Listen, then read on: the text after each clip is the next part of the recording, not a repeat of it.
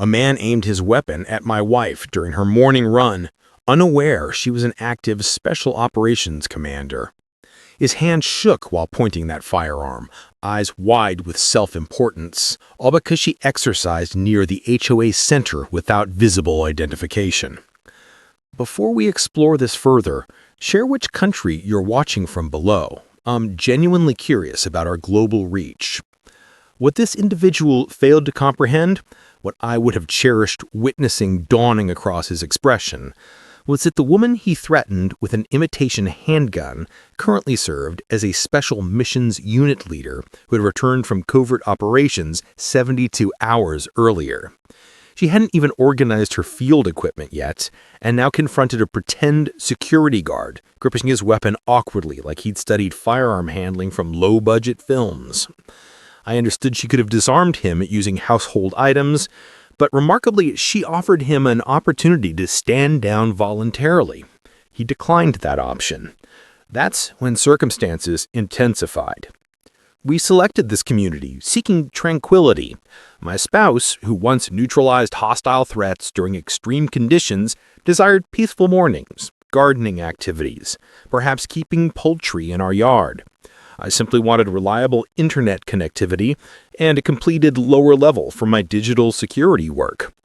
What we encountered instead was an HOA operating neighborhood streets like bargain basement paramilitary forces. They named themselves Community Protection Unit, CPU for abbreviation. 4 dark-colored utility vehicles stationed outside their headquarters, each displaying stenciled block lettering along the sides. Several featured blue emergency lights fastened to the roofs with plastic ties. They resembled technical units if those units included beverage holders and decorative stickers. Initially, I assumed this represented HOA humor. Then I recognized their absolute seriousness. The chairperson, Brenda Patterson, introduced herself during our first day, carrying plastic-coated identification cards and multiple clipboards. She maintained a fixed smile that clearly communicated, "I've never encountered meaningful opposition." She provided us with regulations manual containing absurd specifications like lawn vegetation cannot surpass 3 inches and residents must not present intimidating appearances during leisure activities. When I inquired about definition specifics, she smiled tightly and responded, "Recognition becomes apparent upon observation." That's when I recognized her challenging situation. But my wife simply smiled courteously and expressed gratitude, as though she hadn't recently completed high-risk international assignments.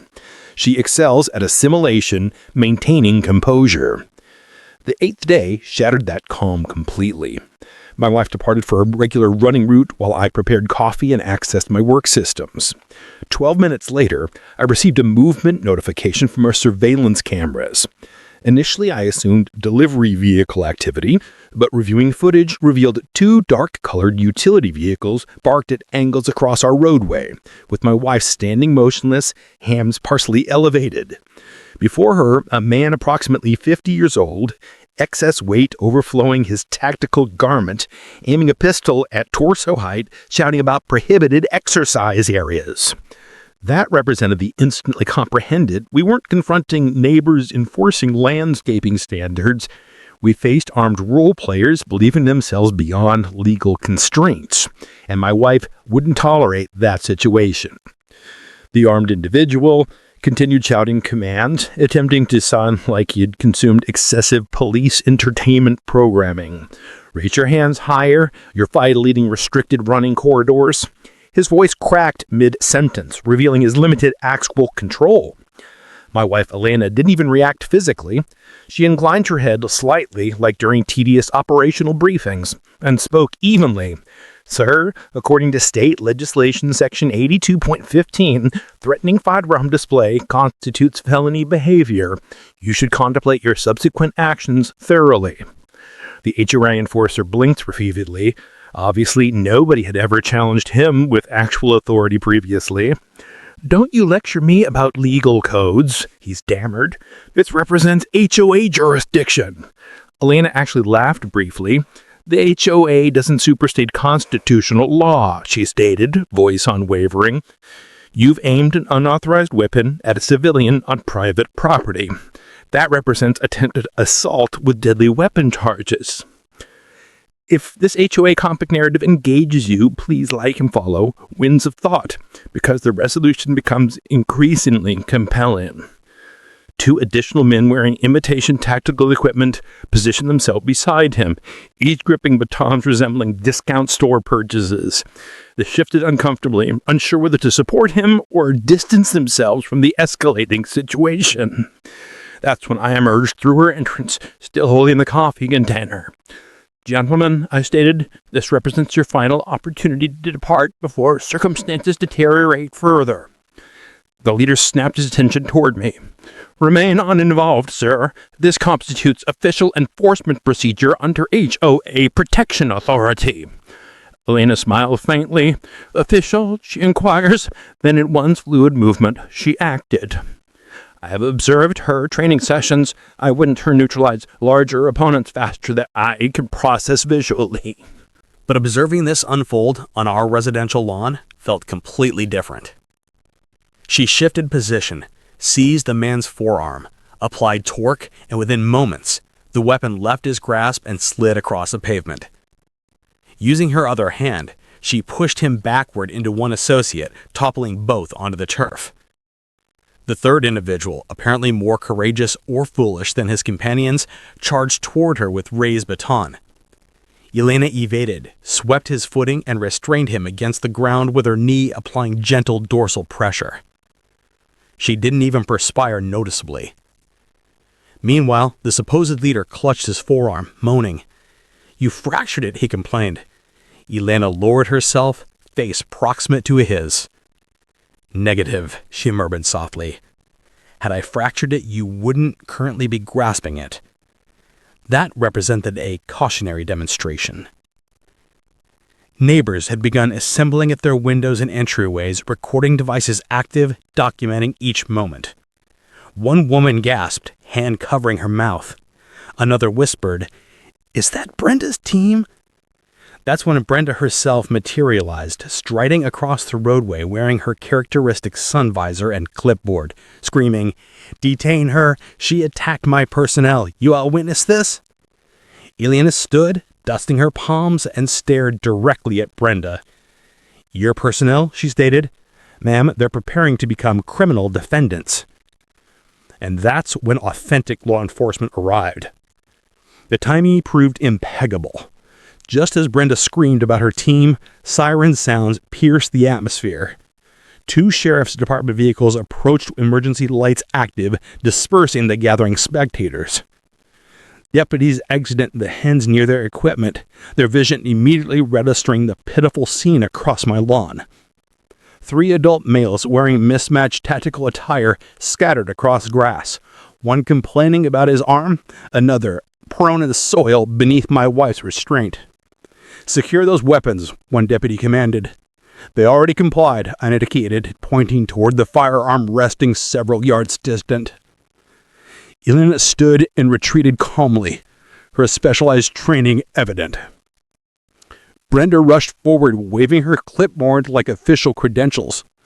"Officers, apprehend that woman immediately. She's behaving recklessly. She assaulted my contracted security." The nearest deputy frowned. "Contracted security? Man, these individuals impersonate federal authority." He examined the 3 grunting pretenders.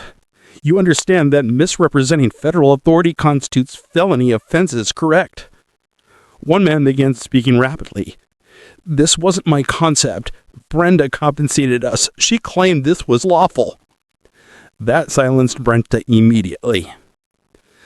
The deputies restrained all 3, announcing charges during the process: illegal weapon display, impersonating officers, attempted assault, conspiracy, and trespassing. Brenda attempted to retreat discreetly, but another deputy intercepted her arm movement. "Not so rapidly. You'll accompany us also. Or did you believe organizing counterfeit armed operations would escape consequences?" Brenda's facial coloration became a patchy red. "This constitutes harassment. I lead the HOA board. I insist you release me." The deputy simply shook his head. Ma'am, you face arrest for soliciting assault, conspiracy, and facilitating officer impersonation. The crowd reacted audibly. Several neighbors actually applauded. I folded my arms, finally permitting myself to smile. You should have remained with writing indirectly aggressive correspondence, Brenda. Elena retrieved the coffee container I'd positioned on our porch railing and returned it casually like nothing unusual had occurred. Mentioned this would resolve quickly, she stated. Observing Britney being guided into a police vehicle provided satisfaction, but the subsequent developments proved more rewarding. The HOA directors convened an urgent meeting, and within days, Brenda was permanently removed from leadership. Confronting serious criminal charges, financial penalties, and multiple neighborhood lawsuits for HOA endangerment, her influence ended completely. The men she employed fared no better. They received bail denials, confronting extended incarceration periods. Regarding the HOAs herself, their association standing collapsed entirely. Nobody desired leadership positions under these circumstances. Neighbors began visiting to express appreciation, shaking Elena's hand with admiration evident. Some knew about her service background, but none realized she remained active in special operations. I relaxed on our porch that twilight, watching the sunlight fade beneath the horizon.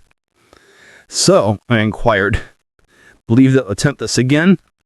Yelena sipped her beverage and smiled slightly. Should they demonstrate sufficient foolishness, I'll remember Baird. And certainly, the entire HOA understood following that evening, the association had ultimately selected the incorrect household. From that day forward, the HOA learned one uncompromising reality. Never mistake peaceful demeanor for vulnerability. True capability requires neither costumes nor announcements. Real strength needs no uniform to validate itself.